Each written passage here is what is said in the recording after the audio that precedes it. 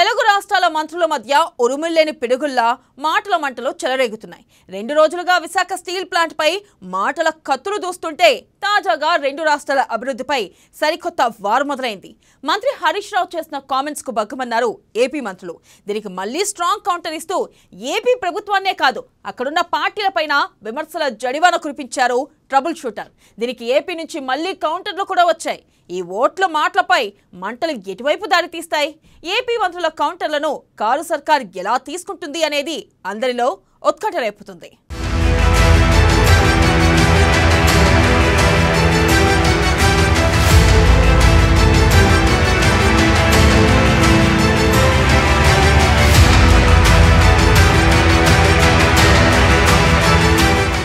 ఏపీని టార్గెట్ చేసిన BRS heat పెంచుతున్న హరీష్ రావు ఓటు మాట.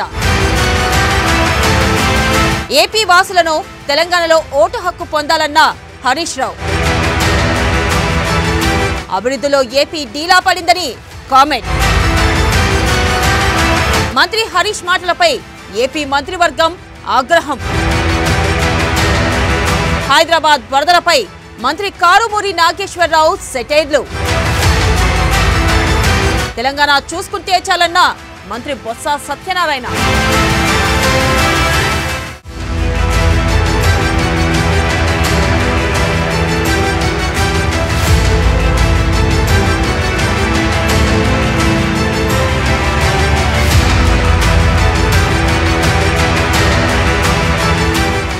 ఏపీలో వైసీపీనే బీఆర్ఎస్ టార్గెట్ చేస్తుందా అంటే జవాబు మాత్రం అవుననే వస్తుంది. కేసీఆర్ జగన్ మంచి మిత్రులు, అన్నదమ్ములు లేక జిగిరి దోస్తులు అని అనుకుంటే అదంతా ఫ్లాష్ బ్యాక్ మాటలే అని అనుకోవాల్సి ఉంటుందేమో. జగన్ని గట్టిగా టార్గెట్ చేయడం ద్వారా ఏపీలో తమ రాజకీయ ప్రయాణాన్ని సులువు చేసుకోవచ్చు అన్నదే కేసీఆర్ వ్యూహంగా కనిపిస్తోంది.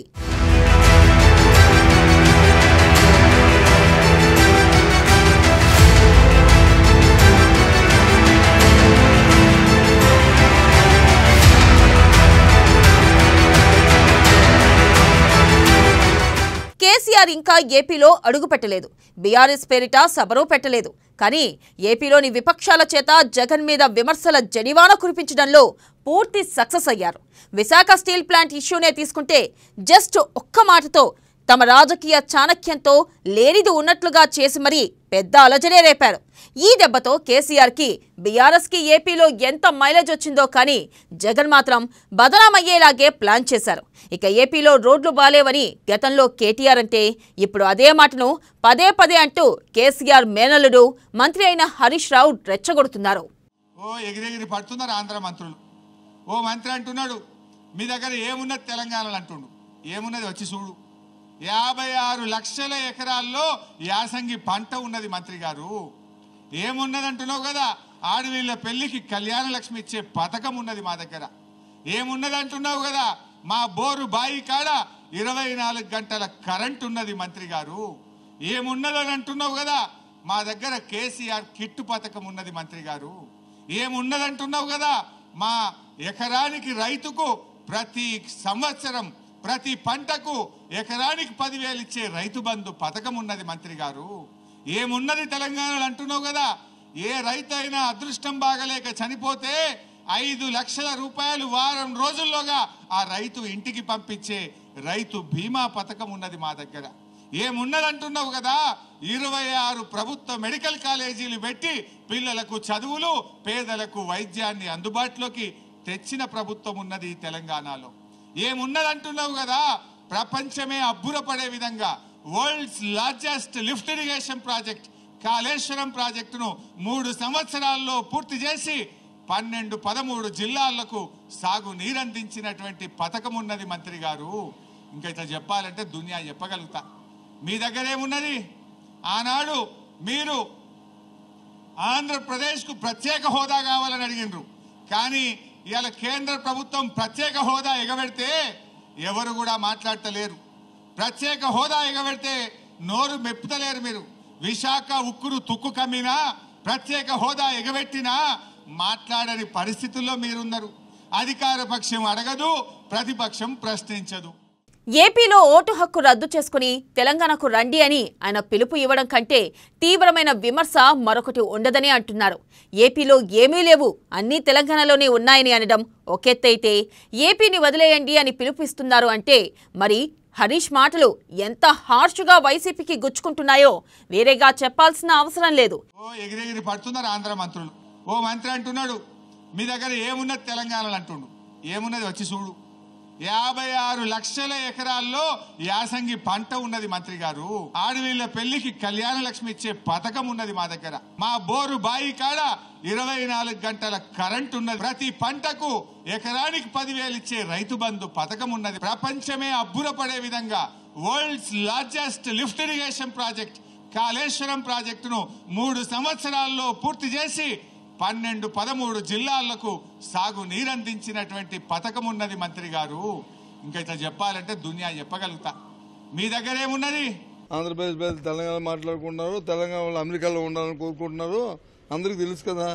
అది ఆయన రాజకీయాలకు వస్తే ఏదో మాట్లాడిన అతను రాష్ట్రం గురించి అభివృద్ధి గురించి మాట్లాడడానికి ఇది అతనికి ఏం సంబంధం? ఎవరో ఏది మాట్లాడితే దానికి వచ్చి మేము సమాధానం చెప్తామా అభివృద్ధి లేదని? ఒక బాధ్యత వ్యక్తులను బాధ్యతగా మన బాధ్యతలు గుర్తరికి మాట్లాడుకోవాలి. ఆనాడు మీరు ఆంధ్రప్రదేశ్ కు ప్రత్యేక హోదా కావాలని అడిగినరు. కానీ ఇవాళ కేంద్ర ప్రభుత్వం ప్రత్యేక హోదా ఎగబెడితే ఎవరు కూడా మాట్లాడతలేరు. విశాఖ ఉక్కురు తుక్కు కమ్మినా ప్రత్యేక హోదా ఎగబెట్టినా మాట్లాడని పరిస్థితుల్లో మీరున్నారు. అధికార పక్షం అడగదు, ప్రతిపక్షం ప్రశ్నించదు. ప్రత్యేక హోదా లేకపోయినా ఎవరు మాట్లాడతారు. మా రాష్ట్రం గురించి మాకు తెలుసు, అతని రాష్ట్రం గురించి వాళ్ళ గురించి వాళ్ళు చూసుకుంటే చాలా సంతోషం. తెలుసు, చరిత్రలన్నీ మాట్లాడుకోక్కర్లేదు.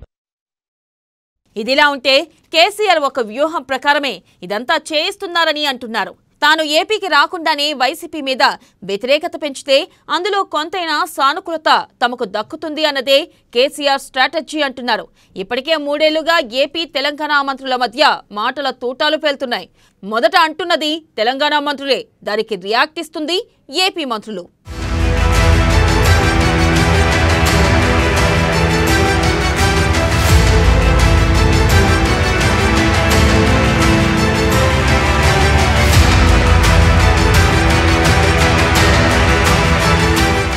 కానీ తాము మంచి కోసమే చెబుతున్నామని, లేక తాము చెప్పిన దాంట్లో తప్పేముందన్నా ఎవరో తమకు అలా చెప్పారంటూ గడుసుగా మంత్రి కేటీఆర్ కానీ హరీష్ రావు కానీ సన్నాయి నొక్కులు నొక్కుతూ ఉంటారు.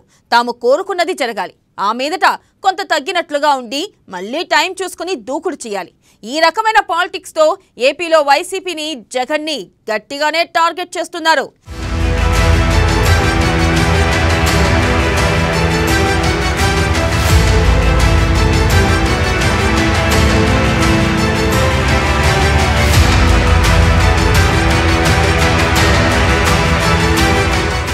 ఏపీలో బీఆర్ఎస్ కి ఇప్పుడు మొదటి రాజకీయ ప్రత్యర్థి ఎవరు అంటే జగనే అని బీఆర్ఎస్ మంత్రుల మాటల విమర్శలను బట్టి తేలిపోతుంది.